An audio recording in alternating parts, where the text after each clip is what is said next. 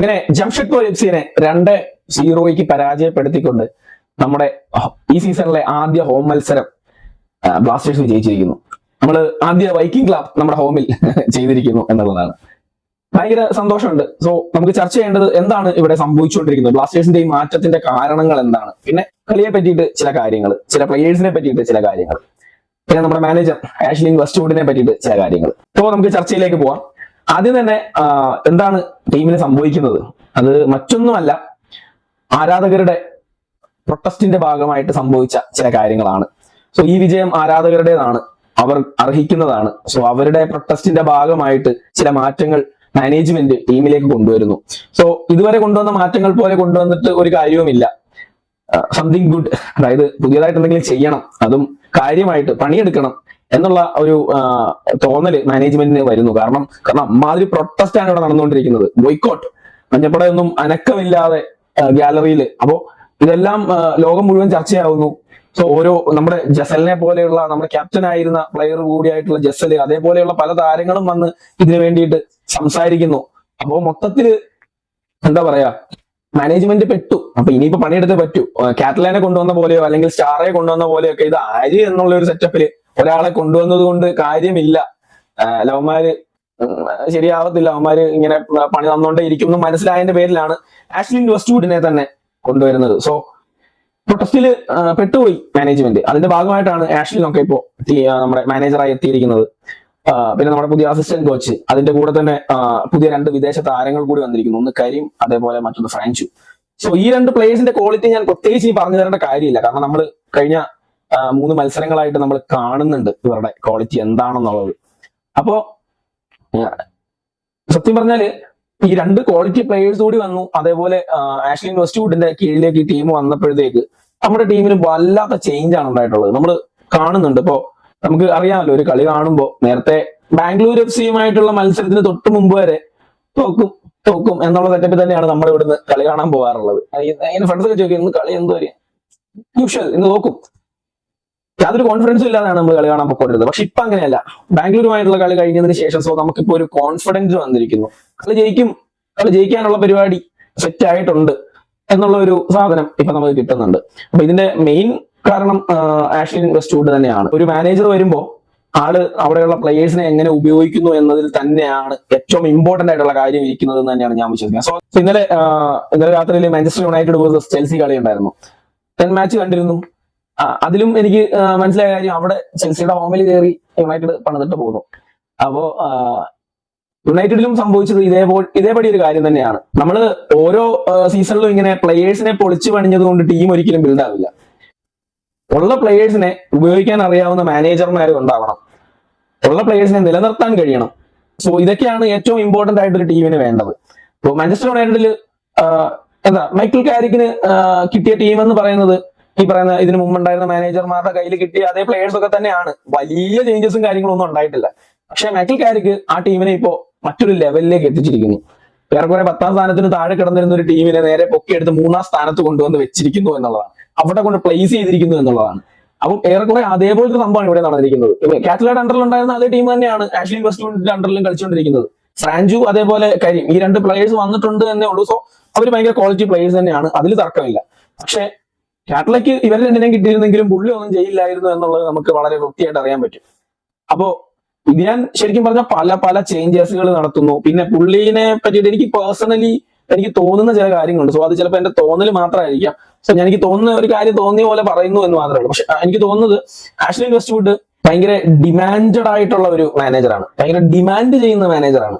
ഓരോ പ്ലേയേഴ്സിനോടും ആള് ഡിമാൻഡ് ചെയ്യുന്നുണ്ട്, അല്ലെങ്കിൽ പ്ലേയേഴ്സിനെ വേണ്ട രീതിക്ക് ആള് നല്ലത് പറയുന്നുണ്ട്, നല്ല കീ കൊടുക്കുന്നുണ്ട് എന്നുള്ളതാണ്. കാരണം നമുക്കറിയാം, നോർത്ത് ഈസ്റ്റുമായിട്ടുള്ള മത്സരത്തില് കെവിൻ യോക്ക് ഒരു ചാൻസ് മിസ് ചെയ്യുന്നുണ്ട്. സോ ആ മിസ് ചെയ്ത ചാൻസിന്റെ പേരിലാണ് നമ്മൾ പിന്നീട് ടൈ ആയി പോകുന്നത് ആ കളി. കാരണം നമ്മൾ 2-0 ആവേണ്ട ഒരു ചാൻസ് കെവിൻ യോക്ക് അത് ഫിനിഷ് ചെയ്യുന്നില്ല. സോ അത് യോക്കിന്റെ മാത്രം മിസ്റ്റേക്കാണ്. അതിനെ ബാഡ് ലക്ക് ഒന്നും പറയാൻ പറ്റൂല. കാരണം അത്രയും ഫ്രീ പോസ്റ്റ് വന്നിടത്ത് അത് ഫിനിഷ് ചെയ്തില്ലെങ്കിൽ പിന്നെ എന്തോന്ന് പ്ലെയർ എന്നുള്ളതാണ്. അപ്പൊ സ്പോട്ട് തന്നെ ആഷ്ലിൻ വെസ്റ്റ്വുഡ് യോക്കിനെ വലിച്ച് ബെഞ്ചായിരുന്നു, ഒരു പണിഷ്മെന്റ് പോലെ. അപ്പോ അത് കഴിഞ്ഞിട്ട് ഇപ്പോ ഇന്നലത്തെ മത്സരം എടുക്കുകയാണെങ്കിൽ തന്നെ ഇന്നലത്തെ മത്സരത്തില് വിക്ടർ ബെഞ്ചിലായിരുന്നു. സോ പുള്ളിനെ കൊണ്ട് പ്രത്യേകിച്ച് കാര്യമൊന്നും ഇല്ല എന്നുള്ള കാര്യം നമുക്ക് എല്ലാവർക്കും അറിയാം. ഇപ്പൊ വിക്ടർ ബെഞ്ചിലായിരുന്നു. നമ്മുടെ കഴിഞ്ഞ വീഡിയോയിൽ നമ്മൾ പറഞ്ഞിട്ടുണ്ടായിരുന്നു വിക്ടറിനേക്കാളും ബെറ്റർ അച്സലിനെയൊക്കെ ഇറക്കി കളിപ്പിക്കുന്നതല്ലേ എന്ന് ചോദിച്ചിട്ടുണ്ടായിരുന്നു. സോ ഇന്നലെ അച്സലായിരുന്നു ഫസ്റ്റ് 11 വന്നിരുന്നത്. പക്ഷെ അച്സല് ഇപ്പൊ ഇന്നലത്തെ ടീം 11 കാണുമ്പോൾ തന്നെ അറിയാം ഒരു അറ്റാക്കിംഗ് മെന്റാലിറ്റിയിൽ കളിക്കുന്ന ടീം ആയിരുന്നു. സോ ലാസ്റ്റ് ഗോൾസ് സ്കോർ ചെയ്തിട്ട് ലാസ്റ്റ് ഡിഫൻസിലേക്ക് പോവുക എന്നുള്ള ഒരു പ്ലാനിൽ തന്നെയാണ് ആ ഫോർമേഷനും അല്ലെങ്കിൽ ആ സ്കോഡും വന്നിട്ടുണ്ടായിരുന്നത്. അപ്പോ അത് തന്നെ അടിച്ചിടുക എന്നുള്ള മൂഡ് തന്നെയായിരുന്നു. പക്ഷെ അച്സൽ ഗോള് സ്കോർ ചെയ്തില്ല ഇന്നലെ. അച്സലും സ്കോർ ചെയ്തില്ല, ഫ്രാഞ്ചും ഇന്നലെ സ്കോർ ചെയ്തിട്ടില്ല. സോ നമ്മൾ പ്രതീക്ഷിക്കാത്ത രണ്ടുപേരാണ് ഇന്നലെ സ്കോർ ചെയ്തത്. സോ ഇന്നലെ നിഹാൽ സ്കോർ ചെയ്യുന്നു, അതേപോലെ വിപിൻ മോഹൻ സ്കോർ ചെയ്യുന്നു. സോ അച്സൽ സ്കോർ ചെയ്തില്ല, അല്ലെങ്കിൽ ഫ്രാഞ്ച് സ്കോർ ചെയ്തിട്ടില്ല. സോ ഫസ്റ്റ് ഹാഫ് കഴിഞ്ഞപ്പോൾ തന്നെ അച്സലിനെ വലിക്കുന്നു, ബെഞ്ചെ പിടിച്ചിരുത്തുന്നു. പകരം വന്നത് വിക്ടറാണ്, പ്രത്യേകിച്ച് കാര്യമൊന്നുമില്ല. പിന്നെ ഒരു 60 മിനിറ്റ് കഴിയുമ്പോഴത്തേക്ക് ഫ്രാഞ്ചുവിനെയും വലിക്കുന്നു. അപ്പൊ പുള്ളി കുറച്ച് ഡിമാൻഡഡ് ആണ്. പുള്ളി അവിടെ നിന്ന് നല്ല തെറി വിളിക്കുന്നുണ്ട് ഗ്രൗണ്ടിൽ. ഇപ്പൊ നമുക്ക് ചാൻഡിങ്ങും പരിപാടിയൊന്നും ഇല്ലാത്തത് കൊണ്ട് നമുക്ക് പുള്ളി അവിടെ നിന്ന് വിളിച്ച് പറയുന്നതൊക്കെ വൃത്തിയായിട്ട് കേൾക്കാൻ പറ്റും. പുള്ളി നല്ല വിളിക്കുന്നുണ്ട്. ഇന്ന് എനിക്ക് തോന്നുന്നു കെവിനെയൊക്കെ നല്ല രീതിയിൽ പറഞ്ഞിട്ടുണ്ട്. കെവിനെയൊക്കെ പറഞ്ഞ് മനസ്സിലാക്കിയിട്ടുണ്ട് എങ്ങനെയാ കളിക്കേണ്ടത്, നീ എങ്ങനെ കളിക്കണം. കെവിൻ എന്ന് പറയുന്ന പ്ലെയറുടെ സ്പീഡും സ്കിൽസ് ഒക്കെ നമ്മൾ യൂസ് ചെയ്യേണ്ടതായിട്ടുണ്ട്. സോ കെവിൻ പക്ഷെ അത് വെറുതെ ഇൻഡിവിജ്വലി പെർഫോം ചെയ്യാൻ വേണ്ടിയിട്ട് മാത്രം ഉപയോഗിച്ചത് കൊണ്ട് ടീമിന് ഗുണം ചെയ്യണമെന്നില്ല. പക്ഷെ ഇപ്പൊ അത് അങ്ങനെയല്ല. കെവിൻ ഇപ്പോ ഓവറായിട്ട് ഡ്രിബിൾ ഒന്നും ചെയ്യുന്നില്ല, ഇടേണ്ട സമയത്ത് പാസ് ഇടുന്നുണ്ട്, എന്നാൽ നല്ല സ്പീഡ് റണ്ണുകൾ നടത്തുന്നുണ്ട്. കെവിന്റെ അടുത്ത് ബോൾ വരുമ്പോഴത്തേക്ക് ഒപ്പോണൻസ് ഒന്ന് പേടിക്കുന്നുണ്ട്, അവരൊന്ന് പാനിക് ആവുന്നുണ്ട്, അവരൊന്ന് അലേർട്ട് ആവുന്നുണ്ട്. ആ ഒരു ലെവലിലേക്ക് കെവിന്റെ ഒരു പ്ലേയിങ് സ്റ്റൈൽ ഇപ്പൊ മാറിയിരിക്കുന്നു. അപ്പൊ അങ്ങനെ പറഞ്ഞ് നോക്കുകയാണെങ്കിൽ നമ്മുടെ എൻറ്റയർ ടീം എടുത്ത് നോക്കുകയാണെങ്കിൽ പെർഫോമൻസ് വൈസ് എല്ലാവരും മാറിയിരിക്കുന്നു എന്നുള്ളതാണ്. ഇപ്പം എസ്പെഷ്യലി ഫ്രെഡിയൊക്കെ ഇപ്പൊ ഈ ഒരു പൊസിഷനിലോട്ട് വന്നിട്ട് കിഡിലുമായിട്ട് പെർഫോം ചെയ്യുന്നുണ്ട്. കഴിഞ്ഞ 2 മത്സരങ്ങളായിട്ടും ഫ്രെഡി പെർഫോം ചെയ്യുന്നുണ്ട്. കാറ്റലൊക്കെ ഫ്രെഡിനെയൊക്കെ എടുത്ത് ബെഞ്ചിലൊക്കെ ഇരുത്തി വെറുതെ നശിപ്പിച്ചുകൊണ്ടിരിക്കുകയായിരുന്നു. സോ വെസ്റ്റ്വുഡ് വന്നിട്ട് ഓരോ ആളുകളെയും പരീക്ഷിക്കുന്നുണ്ട്. ഇപ്പൊ ഡാനിഷിനെയൊക്കെ CB-യിലൊക്കെ കൊണ്ടുവന്നിട്ട് പരീക്ഷിക്കുന്നുണ്ട്. അപ്പോ അത് എത്രത്തോളം അടിപൊളിയാണെന്ന് ചോദിച്ചു കഴിഞ്ഞാൽ ഡാനിഷിനെ സംബന്ധിച്ചിട്ടെന്ന് പറഞ്ഞാൽ ഡാനിഷ് ഇപ്പൊ ഒരു നല്ലത് ചെയ്തു കഴിഞ്ഞാൽ നമ്മൾ എന്റെ ഡാനിഷ് ഇങ്ങനെയല്ല, ഡാനിഷ് കൊള്ളാം എന്നങ്ങോട്ട് പറഞ്ഞ് നമ്മൾ നാക്കെടുത്ത് അകത്തിടുന്നതിന് മുമ്പ് അവൻ എന്നാ കാണിക്കുവാടാ എന്ന് പറയുന്നുള്ള സാധനം അവൻ ഒപ്പിച്ചു വെക്കുവാണ്. അതാണ് ഡാനിഷ്. ആദ്യം നമ്മൾ കളിച്ചുകൊണ്ടിരുന്നത് 10 പേരായിരുന്നു, അതായത് അവര് 12 പേരാണ് കളിക്കുന്നത്. ഡാനിഷിന്റെ കേസാണ് ഈ പറയുന്നത്. പിന്നെ സെക്കൻഡ് ഹാഫ് ആയപ്പോഴത്തേക്ക് പിന്നെ ഇതുവരെ നമ്മൾ ഫുട്ബോളിൽ കണ്ടിട്ടില്ലാത്ത പുതിയൊരു ഐറ്റം എത്തുന്നു. നമ്മൾ 9 പേരായി ചുരുങ്ങുന്നു, അവർ 13 പേരായിട്ട് കളിക്കുന്നു. വിക്ടറിനെയാണ് ഉദ്ദേശിച്ചത്. അപ്പോ ഇതെല്ലാം വെച്ചിട്ടാണ് നമ്മൾ കളിക്കുന്നത്. പക്ഷെ എന്നിട്ടും നമ്മളുടെ കോമ്പിനേഷനും കാര്യങ്ങളും കുറെ വർക്ക് ചെയ്തതായിട്ട് തോന്നുന്നുണ്ട് തമ്മിൽ. ഭയങ്കര ഇപ്പം നോർത്ത് ഈസ്റ്റ് ആയിട്ടുള്ള കളി ഞാൻ പറഞ്ഞിരുന്നു, കരീം പോയതിനു ശേഷം കളി ഭയങ്കര ഡൗൺ ആയി എന്നുള്ളത്. ഇന്നലെയും അതേപോലെ തന്നെ ആയിരുന്നു. ഒരു 20 മിനിറ്റ് സംതിങ് 22 മിനിറ്റ് ഒക്കെ ആയപ്പോഴാണ് കരീമിന് പരിക്ക് പറ്റി കയറി പോകുന്നത്. ഹാംസ്ട്രിങ് ഇഞ്ചറി എന്തോ ആണെന്ന് തോന്നുന്നു. കരീം പോയി കഴിഞ്ഞപ്പോഴത്തേക്ക് വിപിനാണ് പകരം വന്നത്. ഒരു 10-15 മിനിറ്റ് ഒരു ലാഗ് ഉണ്ടായിരുന്നു എന്നുള്ളത് സത്യമാണ്. പക്ഷെ പിന്നീട് അത് ബാലൻസ് ആവുന്നു. പിന്നീട് ഭയങ്കരമായിട്ട് ബാലൻസ് ആവുന്നു. കരീം പോയതിന്റെ യാതൊരു പ്രശ്നവും നമ്മൾ പിന്നീട് അറിഞ്ഞില്ല എന്നുള്ളതാണ്. എനിക്ക് ഭയങ്കര ഞാൻ വണ്ടറടിച്ചിരുന്ന് കണ്ട ഒരു ടൈം എന്ന് പറയുന്നത് നമ്മുടെ ഇഞ്ചുറി ടൈമാണ്. Injury time. സോ ഒരു ടീം, അതായത് സ്കോർ ചെയ്ത് നിൽക്കുന്ന ഒരു ടീം ഇഞ്ചുറി ടൈമിൽ എങ്ങനെയാണോ കളിക്കേണ്ടത് അതേപടി മറ്റേ കോർണർ ഫ്ലാഗിന്റെ അവിടെ കൊണ്ടുപോയിട്ട് ബോൾ വെച്ച് നിൽക്കുന്ന ആ ഒരു ഊള പരിപാടി ഒന്നും ആയിരുന്നില്ല. This is football. ഇതാണ് ഫുട്ബോൾ, മാന്യതയുള്ള ഫുട്ബോൾ. ബോള് ജംഷഡ്പൂരിന്റെ കയ്യിൽ കൊടുത്തിട്ടില്ല. പാസിട്ട് കളിക്കുന്നു. ബോൾ കൊടുക്കുന്നില്ല. ജംഷഡ്പൂര് എന്തൊക്കെ നോക്കിയിട്ട് ആ ബോൾ കിട്ടുന്നില്ല. ഫ്രീ ആയി നിന്ന് നമ്മൾ ബിൽഡ് ചെയ്ത് കളിക്കുന്ന പോലെ തന്നെ. എന്നാൽ അറ്റാക്കിന് പോകുന്നില്ല. നമുക്ക് അറ്റാക്കിന് പോകേണ്ട ആവശ്യമില്ല.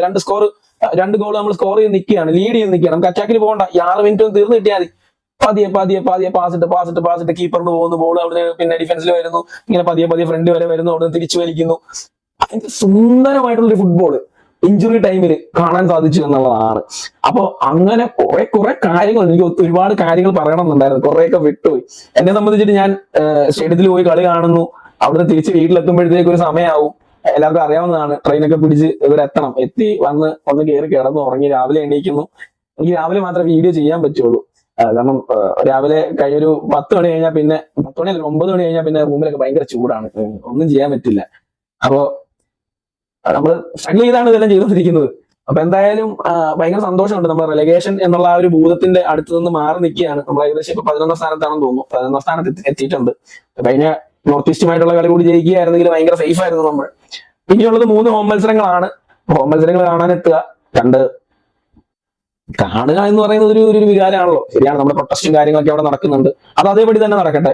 കാരണം നമ്മുടെ പ്രൊട്ടസ്റ്റ് കാരണമാണ് ഇന്ന് നമുക്ക് ഈ ഒരു രീതിയിൽ നമ്മുടെ ടീമിനെ ആസ്വദിക്കാൻ കഴിയുന്നത്. സോ നമ്മളുടെ ഡിമാൻഡ്സുകളും അല്ലെങ്കിൽ നമ്മളുടെ ആവശ്യങ്ങളും മാനേജ്മെന്റ് അംഗീകരിക്കുന്നത് വരെ, അല്ലെങ്കിൽ നമുക്ക് ആവശ്യമായ കാര്യങ്ങൾ മാനേജ്മെന്റ് ചെയ്യുന്നുണ്ട് എന്ന് നമുക്ക് തോന്നുന്നത് വരെ പ്രൊട്ടസ്റ്റ് തുടരുക, അതിനകത്തിൽ യാതൊരു വിട്ടുവീഴ്ചയും ചെയ്യാതിരിക്കുക. സോ പിന്നെ സ്റ്റേഡിയത്തിൽ വന്ന് കളി കാണാൻ ആഗ്രഹമുള്ള എല്ലാവരും വന്ന് കാണുക. കാരണം നമ്മുടെ ടീമാണ് കളിക്കുന്നത്, നമ്മുടെ പ്ലേയേഴ്സ് ആണ് കളിക്കുന്നത്. എന്തായാലും ഇനി നെക്സ്റ്റ് 3 മത്സരങ്ങളുണ്ട്. 3 മത്സരങ്ങൾ ഹോമാണ്. 3 മത്സരങ്ങളിൽ കാണാം ഒരു ബെറ്റർ പ്ലേസിലേക്ക് നമ്മുടെ ടീം എത്തുന്നത് നമുക്ക് ഇങ്ങനെ സ്വപ്നം കാണാം. Thank you.